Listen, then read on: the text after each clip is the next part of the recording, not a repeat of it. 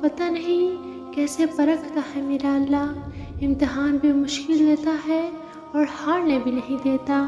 اگر تم اللہ کے ہاں اپنی حیثیت دیکھنا چاہتے ہو تو یہ دیکھو اس نے تمہیں کس کام میں لگا رکھا ہے۔ رسول اللہ صلی اللہ علیہ وآلہ وسلم نے فرمایا، تمہیں معلوم ہے کیا اللہ کے نزدیک سب سے زیادہ پسندیدہ عمل کون سا ہے؟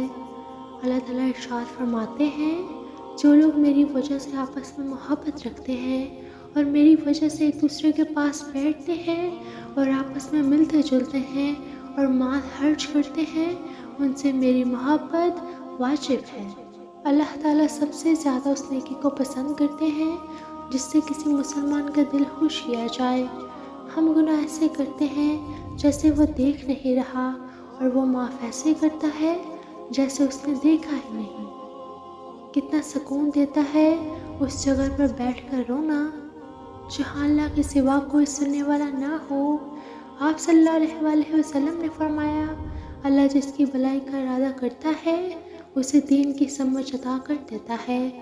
رشتوں کی خوبصورتی ایک دوسرے کی بات کو برداشت کرنے میں ہے۔ بے عیب انسان تلاش کرو گے تو اکیلے رہ جاؤ گے۔ جب کوئی اللہ سے کسی کے سکھ کے لیے دعا مانگتا ہے تو وہ دعا کسی اور کے حق میں قبول ہونے سے پہلے ہی دعا مانگنے والے کے حق میں قبول ہو جاتی ہے۔ دعا وہ معجزہ ہے جس کی کوئی انتہا نہیں۔ تم کچھ مانگو اور اللہ نہ دے، یہ اس کی شان کو گوارا نہیں۔ یوں ہی تو نہیں کہتے بدل دی ہیں تقدیریں، یہی دعائیں تو اس رب کو منا جاتی ہیں۔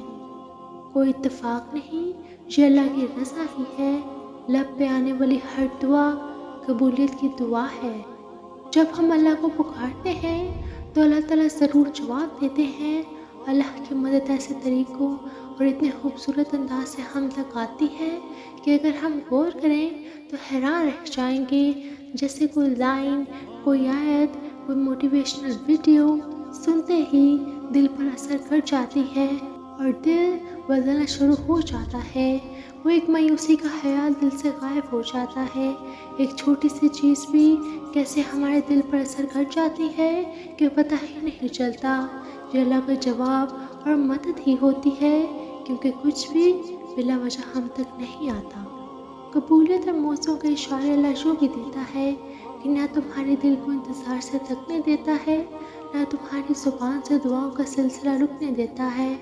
ان قریب مایوسی کے یہ بادل چھٹنے والے ہیں، ان قریب اس رب کا نور قبولیت بن کر جگمگائے گا۔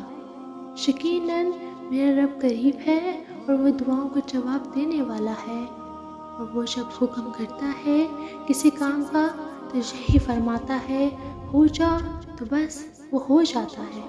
جب انسان فوت ہو جاتا ہے تو اس کے عمل کا سلسلہ بھی منقطع ہو جاتا ہے۔ البتہ 3 طرح کے اعمال کا ثواب بدستور جاری رہتا ہے۔ صدقہ جاریہ، وہ علم جس سے فائدہ اٹھایا جا رہا ہو، یا نیک اولاد جو اس کے لیے دعا کرتے رہے۔